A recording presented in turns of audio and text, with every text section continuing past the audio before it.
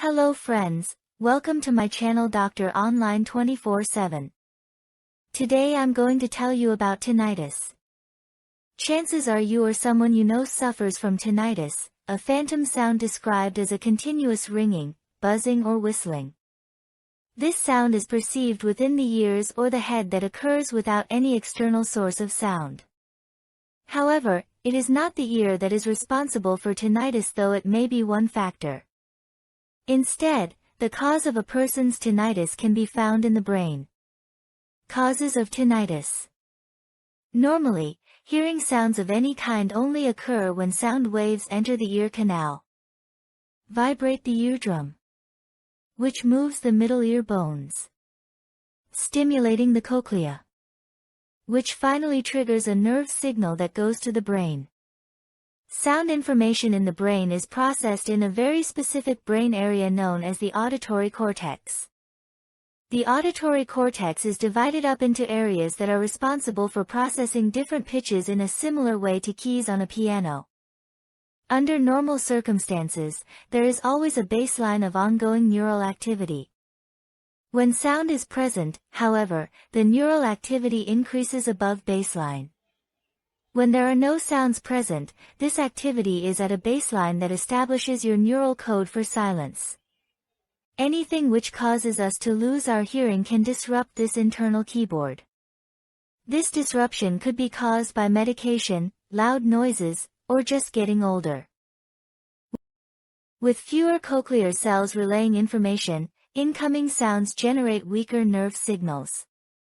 To compensate, the brain devotes more energy to monitoring the hearing pathway.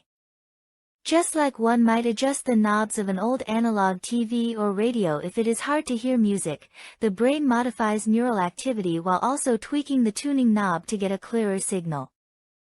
Increasing this background neural activity is intended to help process weak auditory inputs. But it can also modify the baseline for silence such that a lack of sound no longer sounds silent at all. Similarly, turning the volume knob of a TV or radio way up where silence ideally should be present, a constant hiss from the speaker will be heard instead.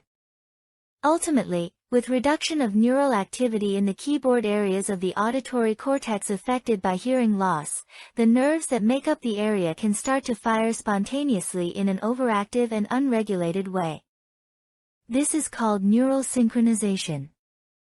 This abnormal overactivity is what causes the perception of tinnitus. Over time, this abnormal activity becomes permanent. This abnormal neural synchrony does not remain limited to the auditory center. Brain areas regulating attention, emotions, and stress are also affected.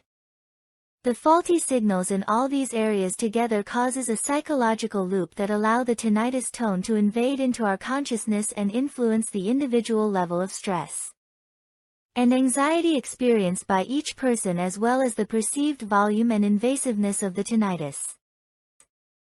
Treatments of tinnitus. Treatment is geared towards addressing some or all of these factors depending on test results and how bothersome the tinnitus is. Hearing aids can boost the auditory signal if significant hearing loss is present. Sound therapy uses noises like rain, birdsong, or ocean waves to mask tinnitus and reduce stress. Diet changes like eliminating salt intake can also improve tinnitus as well. Medications typically used to treat anxiety often cause tinnitus as a side effect. As such, counseling interventions like tinnitus retraining therapy are used to break this tinnitus cycle. That's it for today. Hope you like it. Thanks for watching Dr. Online 24/7 by Dr. Sana Bawani. Don't forget to like, share and subscribe my channel.